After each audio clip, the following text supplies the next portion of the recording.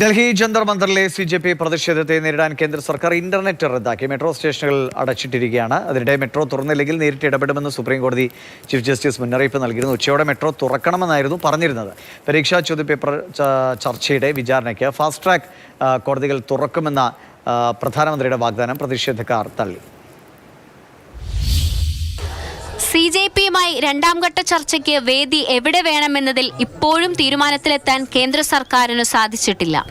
മന്ത്രി JP നദ്ദയുടെ വസതിയിൽ ചർച്ചയ്ക്ക് പോകില്ലെന്ന നിലപാടിൽ ഉറച്ചു നിൽക്കുകയാണ് CJP. हमने उनको कहा था पिछली बार, आपने हमको 5 घंटे बिठा कर रखा, 5 घंटे में से बस 10 मिनट ही बात करिए. ऐसा कौन करता है? पूरा टाइम वेस्ट करता है. एक तरफ बात करने के लिए बुलाया था, दूसरी तरफ बच्चों के ऊपर लाठी चार्ज करा था. तो अभी इसके बाद जो भी बात होगी वो जंतर मंतर पर होगी. സമരം ആരംഭിച്ച് 34ാം ദിനമാണ് പ്രധാനമന്ത്രി നരേന്ദ്രമോദി വിഷയത്തിൽ പ്രതികരിക്കുന്നത്.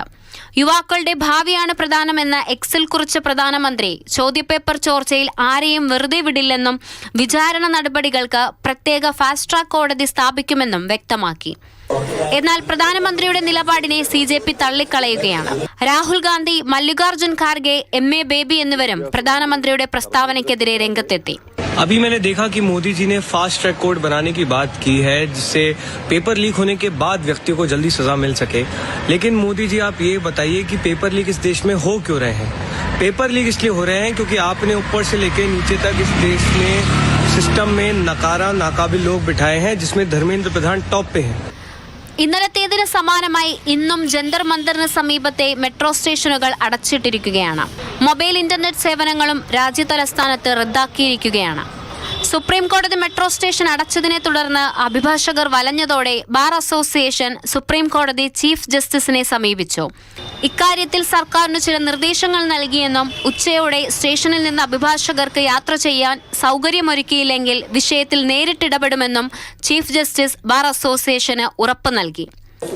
മാതൃഭൂമി ന്യൂസ്, ഡൽഹി.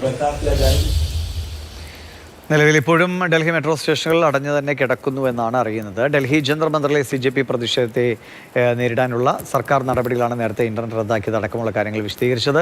ഏതെങ്കിലും വിധത്തിൽ മാറ്റങ്ങൾ ഉണ്ടാകുമോ എന്നറിയില്ല. ഈ ഫാസ്റ്റ് ട്രാക്ക് കോടതികൾ തുറക്കാമെന്ന പ്രധാനമന്ത്രിയുടെ വാഗ്ദാനമൊക്കെ പ്രതിഷേധക്കാർ തള്ളിയിരിക്കുകയാണ്. ചർച്ചയ്ക്ക് തയ്യാറാണ്. അത് ഓഫീസിലോ വസതിയിലോ ചർച്ചയ്ക്ക് തയ്യാറാണെന്ന് മന്ത്രി അറിയിച്ചിട്ടുണ്ട്. അതിനോടുള്ള CJPയുടെ പ്രതികരണമാണ് ഇനി പ്രതീക്ഷിക്കേണ്ടത്.